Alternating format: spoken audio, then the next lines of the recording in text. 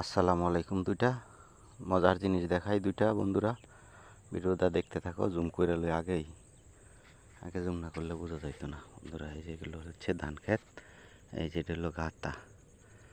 ওই যে দেখো বন্ধুরা,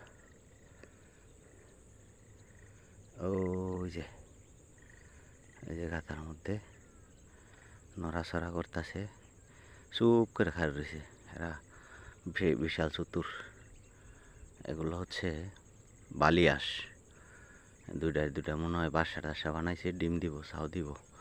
ওই যে বন্ধুরা দেখো, আরেকটু দূরে গিয়া ওই যে ওইখানে আরো দুইটা, মোট 4টা। এরা আবার জোড়ায় জোড়ায় থাকে, সবসময় জোড়ায় জোড়ায় থাকবে। এগুলো অনেক চালাক চতুর, কেউ ধরতে পারে না। কেউ যদি ধরে দিতে পারতো, দুইটা ধরে দিলে আমি 5,000 টাকা দিতাম, 5,000 করে 10,000 দিতাম, কিন্তু কেউ ধরতে পারবে না।